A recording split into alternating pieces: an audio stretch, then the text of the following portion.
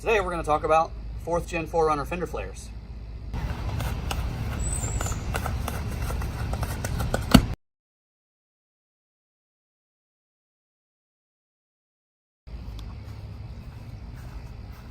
Hey guys, Dan Bowles here from GOXPLOR in Peach State Overland. This past weekend, while leading the Peach State Overland Memorial Day weekend camp and ride, it's an annual event that we do. For the first time ever, took a little body damage. And was doing some research on how to repair these and put these back on, and realized there were no how-to videos on this one. So I thought I'd make a quick little how-to for when these inevitably pop off. The tree limb just kind of wedged. You can even see kind of the scratch marks here. Tree limb just sort of wedged right in there and popped it off. So these are somewhat notorious on 4th gens. If you have any kind of a impact or hit a tree limb like I did, they're notorious for popping off. And when they do, these little clips that Toyota uses tend to break and they're no longer usable. So that'll be the first thing we talk about, is where to get those. This one, similar situation, was going down a very, very tight trail with a lot of overhanging branches. There were some downed trees with some limbs kind of stick out the side of them, that sort of thing. In this particular one, you can even see the scratch right here where there was just a downed tree. It was a tree trunk. And just to give you perspective, it was big enough that the tree limb sticking off of that trunk caught me right here. And it just wedged right in between there. I was trying to hug that tree trunk because to my right, on the passenger side of the truck, was a pretty serious off-camber spot. And I decided I wanted to hug the tree instead of deal with the possibility of rolling the truck. The tree had other plans. It decided it wanted to kiss instead of hug. So off that one came. So the first thing you need to do is you need to get some of these replacement clips. Now I got these off of Amazon. I checked with Toyota to see what it would cost to buy some directly from Toyota. And then I checked Amazon. And I'll tell you straight up, I love Toyota, and I usually buy most of my parts directly from Toyota, but these were ridiculously cheaper on Amazon, so I went through Amazon. It's a 30-pack, comes with blue and orange, which you already see is pretty standard on these anyway. It's the exact same clips. I'll drop a link below in the description so that you know exactly which ones to get if you need them. So what you're gonna do is you're gonna need a rubber mallet and some tweezers or some pliers. I've got some needle nose pliers here. And you're gonna need some clips. You're gonna start by removing all the old clips. And they don't come out very easily.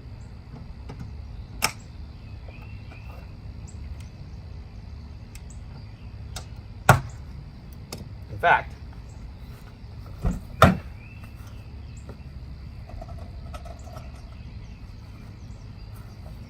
I'd recommend getting a clip remover and using that instead.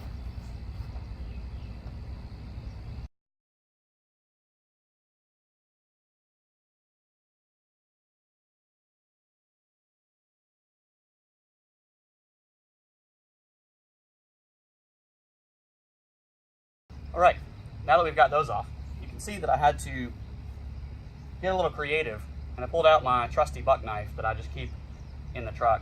So if you saw, there were some that were just not coming out easy. You saw some came out really easy and some didn't. So I just stuck this down in here and took the rubber mallet and just popped it, and that would crack it so it would come out a little easier. Now that we've gotten to this point, you want to make sure that you line your panel back up so you know roughly where the clips need to go. And you're going to take the bag of clips that you bought off of Amazon using the link below in this video. And you're going to carefully put them in place, just like this. It's important as you put these clips in place that you make sure that that'll focus in there we go, that these little notches on the back side, which go into the hole, make sure they're pointing upright for the vehicle. So towards the top of the vehicle. I'm just gonna gently press them in inside the body panel, like so. They don't always wanna go, so if it doesn't fit, try a different one. So that's an orange. We're gonna try a blue right here. Maybe the blue will work a little better. Again, you want to make sure that that notch is up. So once I install it, it'll be facing up to the roof. Okay, and it just kind of pops in just like that.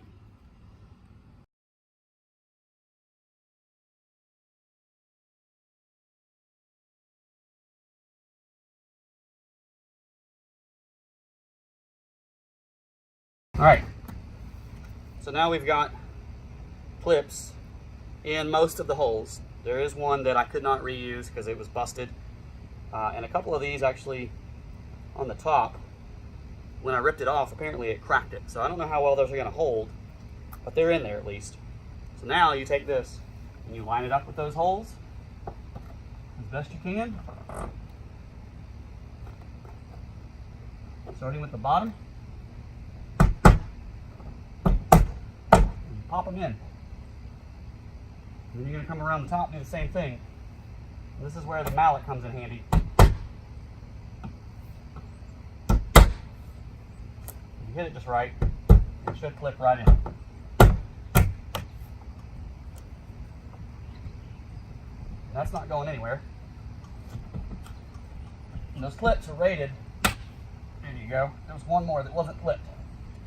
These clips are rated for pretty decent amount of weight load. One more. You want to make sure that you push all along that seam. Make sure that they all clip in. Otherwise, you may end up in another situation where it pops off again. You don't want that. Now this back one also has a little bit of a gasket, and apparently that came out when this got ripped off. So I'm just going to carefully push that gasket back in there. It's kind of a tongue and groove gasket, so you really just stick it in the channel and force it back down in there. So I got 1, 2, 3, 4, 5 back here that I'm going to work with. 1 on the bottom, 4 on the top. And the difference between the orange and the blue, just so you know, the orange ones are actually a little bigger. So if you look, there's usually at least one. Ooh, that's not going to work very well. So I need to make sure that these are good. Might have to get some WELD and seal that back on there. But there's usually at least one that's a little bit bigger hole. The orange one's going to go in that one. The blue one will go in all the smaller holes.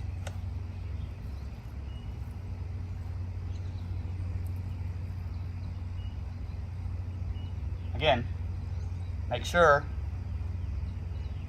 upward direction of the vehicle that that notch on the clip is pointing to the top of the vehicle.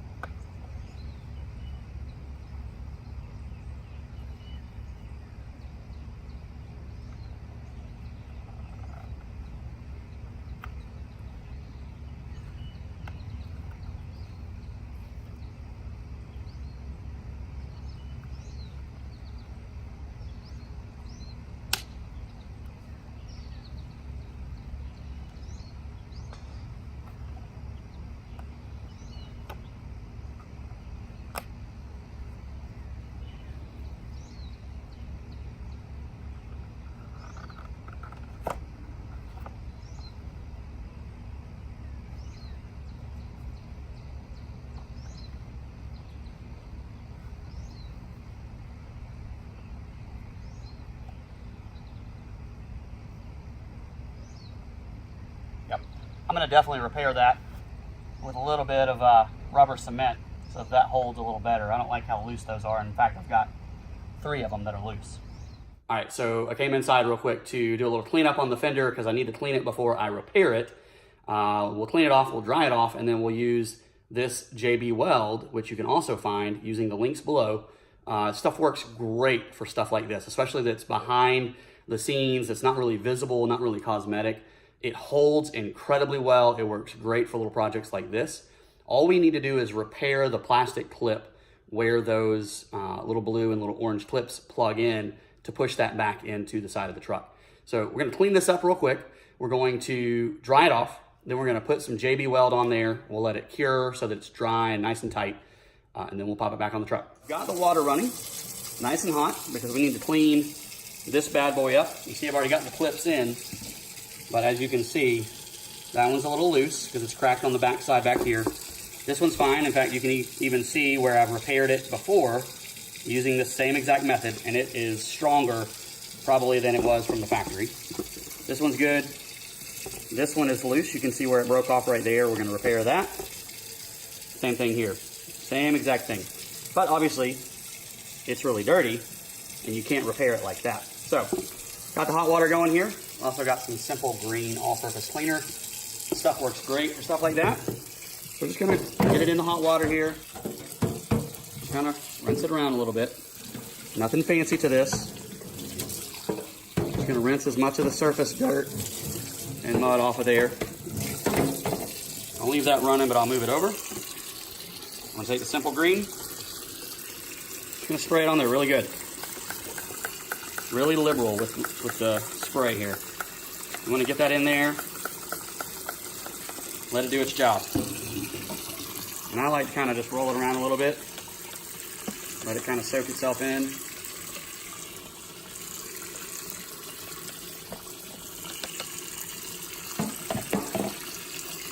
And then I'll go back to sprayer mode here. And we'll just spray this down really good.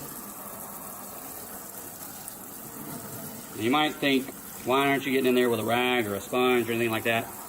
Well, happy wife, happy life. I'm not going to mess up my wife's rags or sponges or any of that mess. And I wasn't smart enough to think about getting a shop rag when I came into the kitchen. So that's why. There's your answer. It's that simple. I'm just a dumb dude. Just a dumb dude. All right, that looks pretty good to me. I can get that back in the hole there. That's what she said. All right, so now all we gotta do is let this guy dry off and apply the JB Weld. All right, so we got this pretty clean. Clean, at least by my standards. All right, so you can see we've dried it out. And the three that I need to repair, this one's actually a lot worse because I actually bumped into it and it's now almost completely off. That one and that one. That one's not that bad, but I'm still gonna repair it anyway. So, JB Weld, if you aren't familiar with it, you can get it at your local auto parts store or your local Ace Hardware store. Shop local. Support your small businesses. This is great stuff. You just pop the cap off like that. It's got two different types of epoxy in here that mix together. And you're just gonna push a little bit of that in there.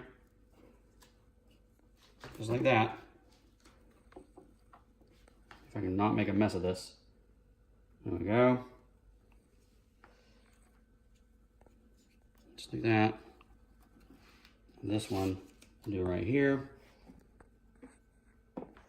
Now, I didn't think this through. Be smarter than me and have a popsicle stick or a tiny little stick from your yard, something that you can use to mix this together, because that's the secret to JB Weld, is it mixes itself together, makes a much stronger surface. All right, so I stole a pencil from one of my kids. Sorry, kids. I'm just gonna mix this up really good. And it turns kind of a darkish gray color.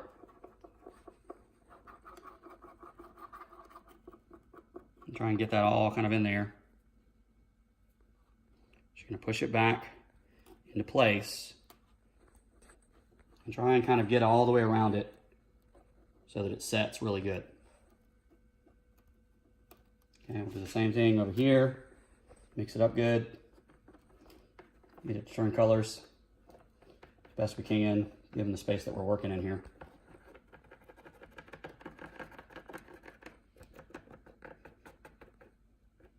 So I'm gonna take some of that and we'll put it back here behind it. Again, because this is on the inside of the fender, thankfully, it doesn't have to look pretty. It just has to work. And then this one, same thing. Mix it up. So it's got that dark gray kind of color going on. That's when you know it's ready. Just like that. And no, for the record, JB Weld, Simple Green, neither one of them paid me for this video. Although, if they wanted to, I wouldn't say no. All right, so we're just gonna let that cure. Takes it a little while, especially because I used a lot of JB Weld on that. That'll dry, and it'll be ready to go back on the truck. All right, so we've got the clips repaired with the JB Weld, and we're ready to install it back on the truck. So we're gonna line these up, all of these, where they go. And again, I'm gonna start with the bottom so that I've got an anchor when I do this. It's the hardest to see, really. The bottom, right where it's supposed to go. And you kind of have to zhuzh it just a little bit, kind of get everything in place. It's not a square piece, so it takes a little love, if you know what I mean.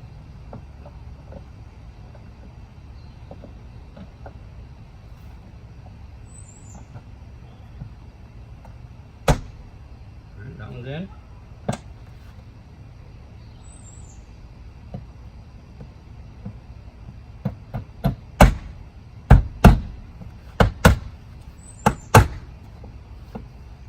Ta-da! And that's how you fix the fender trim on a 4th Gen 4Runner.